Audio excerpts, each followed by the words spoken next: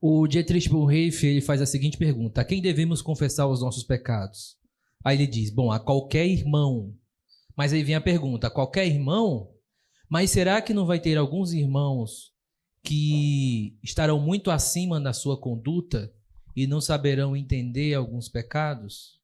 Será que ele não vai ser tão santo, tão piedoso, que vai acabar não te entendendo? Ele faz essa pergunta.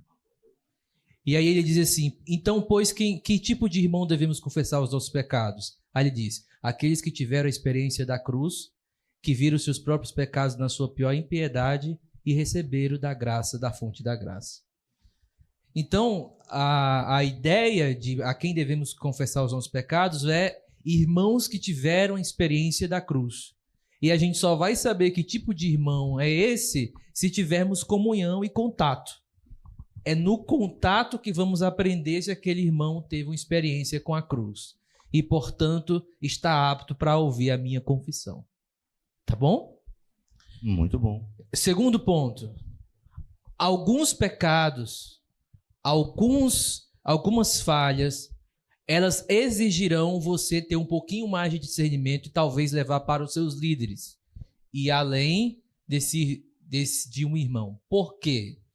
Porque pode ser que esse pecado seja um pecado de consequências muito graves e consequências que envolvam mais do que você, que envolvam outra pessoa e que vai envolver talvez uma família, como, por exemplo, o pecado de abuso sexual.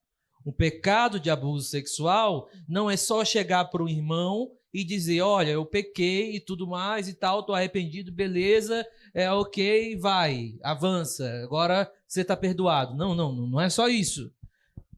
Por quê? Porque tem consequências.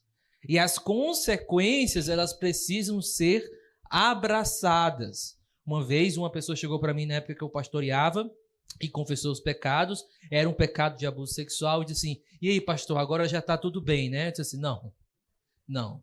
Agora tem algumas consequências. Aí ele disse, não, mas eu não já confessei? Sua confissão só vai ser verdadeira se você abraçar as consequências. Tá? Então, tem certos pecados que, por causa das consequências, esses pecados exigirão ir para a liderança, ir para um lugar onde ele vai ser tratado de uma forma ali mais sábia. Nesse caso, cadeia, né? Nesse caso, saiu. Nesse caso, o que eu disse para ele foi: a gente vai contratar um advogado, a gente vai para a cadeia, a gente vai para a delegacia. Depois para cadeia. Ele não quis falar cadeia para não assustar o cara ainda. A gente vai para a delegacia. Eu vou perguntar à sua esposa e à sua filha, que no caso foi, como eles vão tentar tratar isso. Como é que ela vai querer ir, se ela não vai. Ela não quis. A gente foi para a delegacia. Ele estava pelo jeito dele, estava arrependido, mas ele abraçou todas as consequências. E aí rolou todo um processo que é bem extenso, né? E aí ele acabou preso e a gente ia lá evangelizar ele toda semana. Ele não foi desamparado lá nesse sentido. Por quê? Porque a grande pergunta que a gente tinha é, será que ele está arrependido realmente? Porque se ele tiver e a gente só por algum tipo de justiça própria não amparar, a gente é que vai estar errado. Boa, muito bom.